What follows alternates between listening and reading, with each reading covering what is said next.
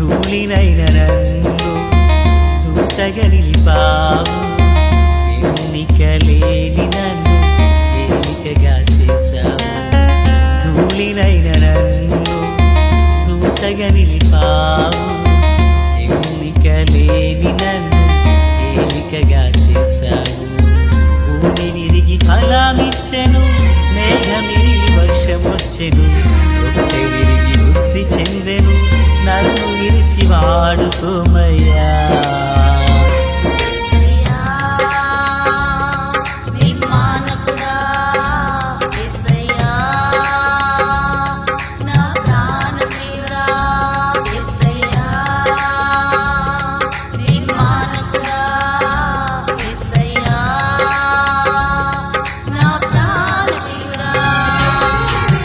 ధూళినైన నన్ను దూతగా నిలిపావు, ఎన్నికలేని నన్ను ఏలికగా చేశావు.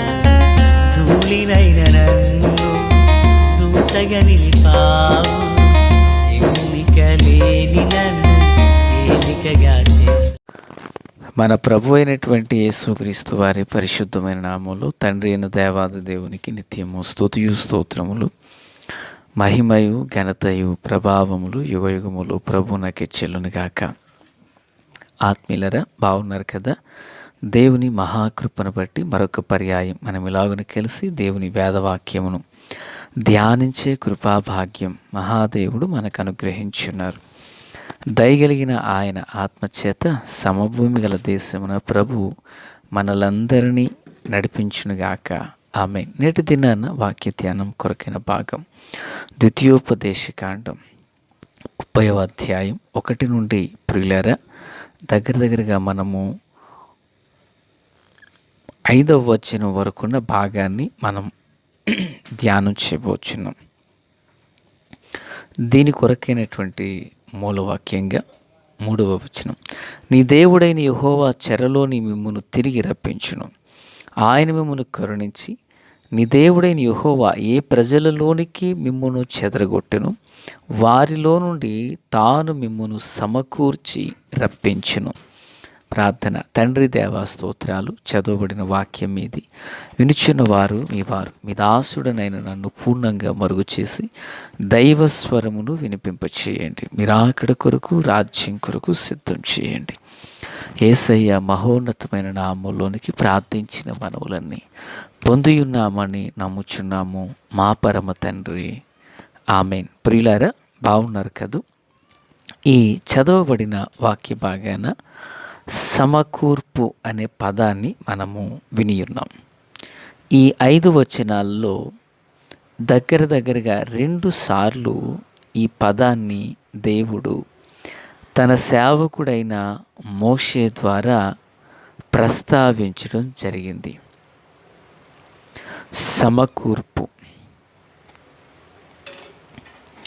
ఆత్మీయులారా, సమకూర్చడం అంటే చెదిరిపోయిన వాటిని ఒక చోటకి చేర్చడం. ఆ పదాన్ని ఏమంటారంటే సమకూర్పు అని మనం పలకొచ్చు. మిమ్మును చెదరగొట్టిన వారిలో నుండి చెదిరిపోయిన వారిని తాను సమకూర్చి రప్పించును అంటున్నారు ప్రభు. ప్రియులారా, ఇశ్రాయేలీల జీవితంలో దేవుడు పలికినటువంటి ఒక శ్రేష్టమైనటువంటి మాట, ఒక విలువైనటువంటి పదం సమకూర్పు. ఈరోజు మానవ దైనందిన జీవితంలో సమకూర్పు అనేది కుటుంబంలో ఉండాలి, సంఘములో ఉండాలి. ప్రియులారా, ఈ సమకూర్పు అనేటువంటిది ఇశ్రాయేలు జీవితంలో దేవుడు అద్భుతంగా జరిగించారు. ఇశ్రాయేలీలు బబులోను దేశానికి చెరగా కొనిపోబడ్డారు. వారు చెరగా కొనిపోబడడానికి గల కారణం వారు ఆనాటి కాలంలో అవిధేయతతో జరిగించినటువంటి క్రియలే. ఎందుకంటే తమ్మును పాలించినటువంటి రాజులు దేవుని యందు దైవభక్తి లేని కారణం చేత, దైవ భయము లేని కారణం చేత ప్రియులారా దేవుడు వారిని చెదరగొట్టడం అనేది జరిగింది. అయితే చెదిరిపోయినటువంటి వారిని దేవుడు అలాగుననే విడిపించలేదు, అలాగుననే విడిచిపెట్టలేదు. మరి ఏం జరిగింది విషయం అంటే, దేవుడు బబులోను దేశానికి చెరగా కొనుపోబడినటువంటి ఇశ్రాయేలీయులను అలాగున విడిచిపెట్టక కోరేషును దేవుడు రేపాడు.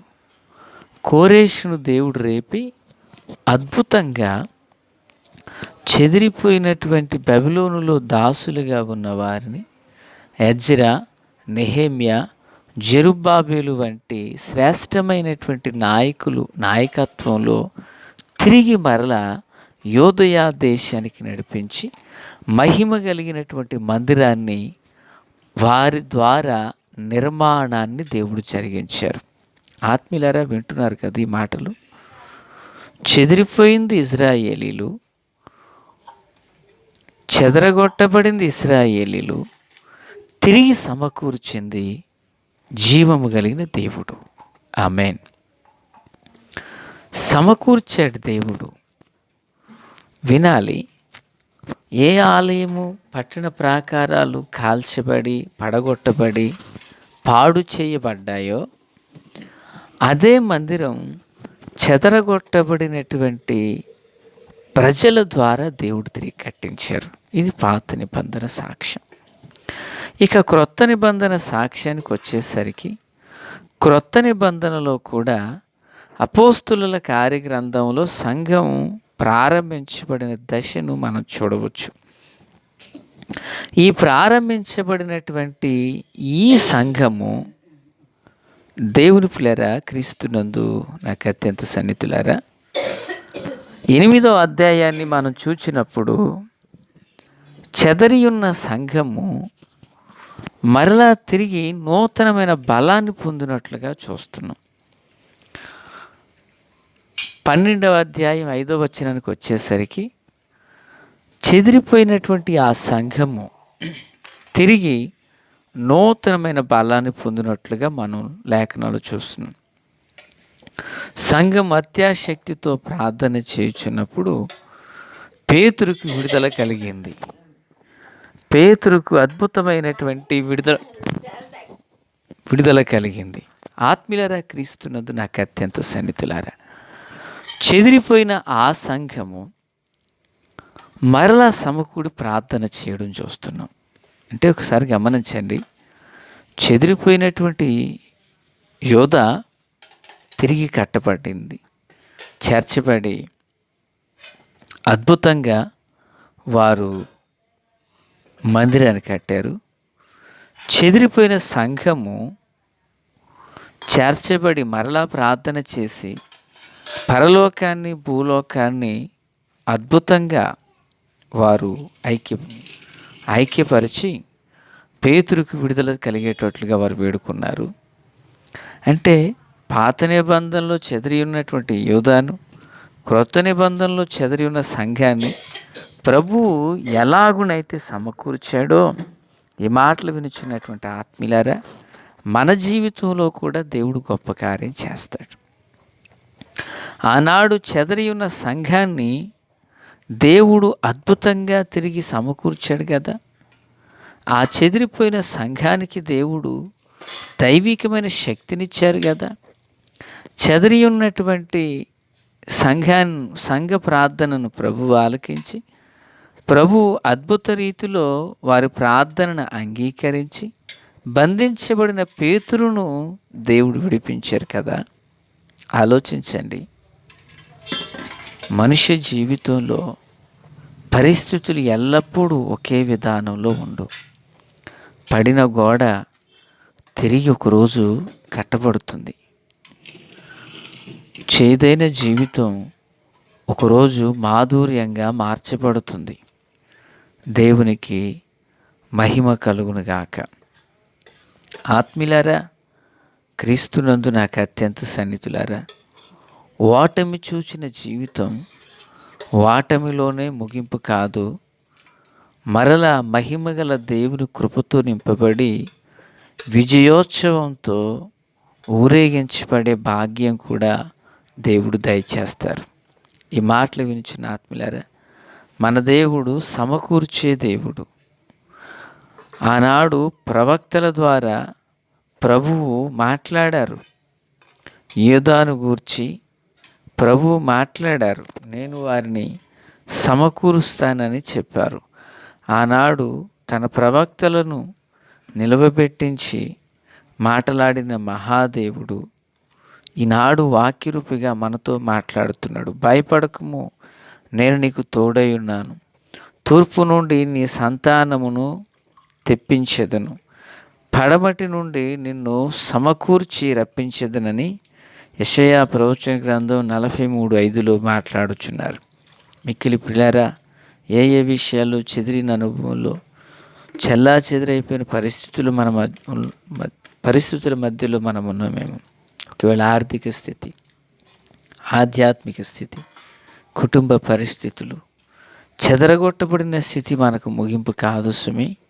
ఒకరోజు వస్తుంది, కోడి తన పిల్లలను రెక్కల క్రిందకు చేర్చుకున్నట్లుగా తిరిగి ఆయన బలిష్టమైన రెక్కల నీడకు ప్రభువు మనను చేర్చుకోవడానికి ఇష్టపడుతున్నాడు. విశ్వసిద్దాం, ప్రార్థిద్దాం. ప్రభు కృప మనకు తోడై ఉండునుగాక. తండ్రి దేవా స్తోత్రం. వాక్యం అందరి హృదయాల్లో ఫలభరితం చేసి మేలుతో నింపి నడిపించండి. ఆశ్చర్యకరమైన మీ దైవిక హస్తం మా అందరికీ తోడై ఉండునుగాక. మీ దయా కనికరములు, కృపావాత్సల్యత తోడు దయచేయండి.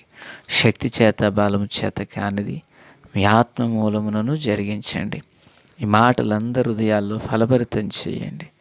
ఏ విషయాల్లో తండ్రి కోరిక విషయంలో, హృదయవాంఛ విషయంలో చెదిరిపోయి ఉన్నారేమో, ఆర్థికంగా చెదిరిపోయి ఉన్నారేమో, మానసికంగా చెదిరిపోయి ఉన్నారేమో, అయ్యా చెదరగొట్టబడిన ప్రతి అనుభవాల నుండి తిరిగి సమకూర్చబడుదురుగాక. మేలుతో నింపి నడిపించి మహిమ పొంది మీ కార్యములు సఫలపరచమని యేసు నామమున అడిగి వేడుకొనుచున్నాం మా పరమ తండ్రి. ఆమేన్. Praise the lord.